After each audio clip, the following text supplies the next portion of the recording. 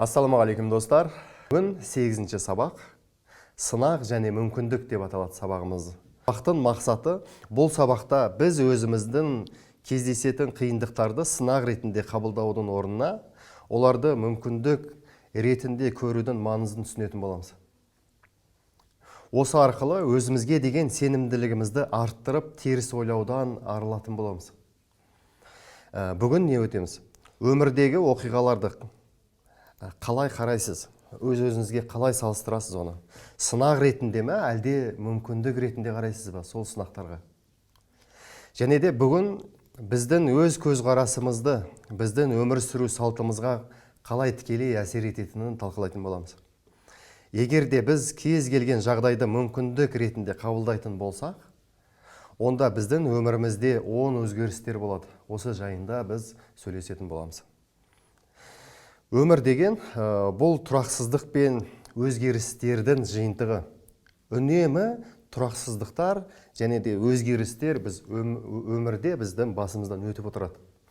Дәл осы сәттерде сіз осылардың бәрін, оның бәрін, сынақтың бәрін мүмкіндік ретінде қарау өте маңызды. Мұндай көзқарастар сіздің өз-өзіңізге деген сенімділіктеріңізді арттырып, теріс ойлардан арылуға көмектеседі. Міне осы тақырыптарды тереңірек түсіндіру үшін келтіретін негізгі идеялармен сіздермен бөлісейін. Өзгеріс деген мүмкіндіктердің кілті. Өмірде өзгерістер мен сынақтар бұл сіздің дамуыңызға, өсуіңізге және мүмкіндіктеріңізді ашуға мүмкіндік береді. Мысалы, жұмыстан қысқарып қалған кезде, бұл кездері сіздің мақсаттық бағытта жәнегі мүмкіндіктеріңіз тоқтауы мүмкін. Бәлкім сіз қиналып қалдыңыз, жұмыстан қысқарған кезде басымызға как будто өмір бітіп кеткен сияқты болып тұрады ғой. Енді не істеймін? Кейбір адамдар осы кезде стрессқа түсіп, күйзеліске түсіп, ақыр заман, былайша айтқанда, орнап кеткендей күйзелісте жүреді. Ал біз не істеуіміз керек біз? Ондай кездерде бізге Алла тағала бәлкім мүмкіншілік беріп тұрған шығар. Дәл өзімнің басымда да өткен 19-шы жылдан 20-шы жылға өткен жылы Астанаға көшіп барам. Вроде жаңа мүмкіншілік іздеп барғанмын да қалаға. Ана керемет үйден, керемет көліктен, керемет кәсіпкерлердің ортасында жүрдім. Сол кезде бізді Алла тағаладан сынақ келді. Карантин келді, біздің бәрімізді бір жылдан артық үйге қамап тастады. Сол кезде ана сынақтың бәрі басымыздан өткен сияқты сондай күйде болдық. Сол кезде түсінгенім менің, сол кезде біз қалай қабылдадық? Сынақ қамап тастады деп қабылдадық па, әлде мүмкіншілік деп қабылдадық па? Сол жылы шыны керек, мен кітап жаздым. Кітап жазуға өте көп көңіл бөлдім. Өз-өзіммен жұмыс жасауға көңіл бөлдім. Және де өзіме жоспар жасап, келешек немесе өткен өміріме көз жүгіртетін уақыт болды. Былайша айтқанда, Алла тағала маған пауза берді. Мәке, тоқтай тұршы. Осы жерден тоқтап ойланып алшы. Ары қарай иншалла өмірін жалғасады деген сияқты сізге осындай сынақ беріп тұрған шығар.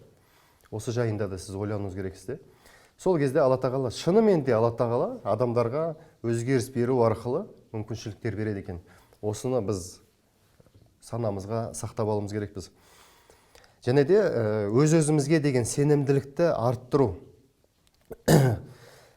Жәнегі сынақ келген кезде сенімділіктер, жәнегі қиындықтар мен сынақтар кезінде өзімізге деген сенімділікті сақтау және оларды нығайту өте маңызды. Мысалы, қиын жағдайларда шешімдерді қабылдай отырып, өзімізді күш-жігерімізге және шешім қабылдау қабілеттерімізге сенімділіктерімізді арттырамыз. Шынымен де сенімді болмайтын болсаңыз, сізден қолыңыздан ештеңе келмейтін болады. Дәл қазір менің курсыма келіп отырғаныңыздың өзі кереметте, өте қуаныштымын.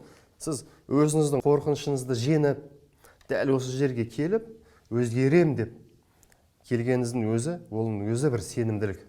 Осының өзі өзіңізге деген нақты сынақтардан өтіп, нақты мақсаттарыңызға келе жатырсыз деген сөз. Теріс ойлардан арылу және де қорқыныштарыңызды жеңу. Сіз шынымен де әр сынақ бізге қорқынышпен бетпе-бет келуге мүмкіншілік береді екен.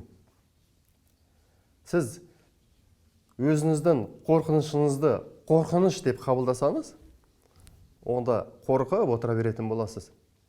Шықпай, бөліміңізден шықпай қаласыз. Не то, что стресске кіріп кеткен кезде сіз до того ары қарай артқа қарай лақтырып жіберу керек. Лақтырып жіберуі мүмкін. Сондықтан сіздің жаңағы осындай бір қорқыныштарыңызбен бетке-бет келген кезде өзіңіздің бір ішкі күшіңізді іздеп, сол күшіңізді тауып, сол бір қандай бір шектеулер сізді ұстап тұрып, сол шектеулерді алып шығып, соны зерттеп, соның бір одан кейін ары қарай не істеймін деген сияқты дүниелерге қарай өту керексіз. Бұл сабақта жәнегі біз өзіміздің сынақтарымызбен мүмкіндіктеріміздің қалай көру керектігін қарастырдық. Өзімізді өзгеруге жәнегі мүмкіншіліктерімізді қарап, сенімділіктерімізді арттыру арқылы қорқыныштарымызды жәнегі өмірімізді, бұл процестегі жәнегі ең маңыздысы оң көзқарасымызды сақтап, өзіміздің дамуымыз үшін жұмыс жасауымыз керекпіз. Осының бәрін қабылдаған кезде, осының бәрін сынақ емес, мүмкіншілік деп қабылдаған кезде ғана, және де өз-өзіңізге дұрыс сұрақты қоя білген кезде ғана, сізде оң көзқарас қабылдана бастайды. Сіз оң көзқарасты өзіңізге қабылдау арқылы жақсы ойлай бастайсыз. Жақсы ойлай бастаған кезде ғана сіз жақсы дұрыс жаққа қарай жұмыс жасай бастайсыз. Алла тағала сіздерге берекетін берсін. Келесі сабақта кездескенше.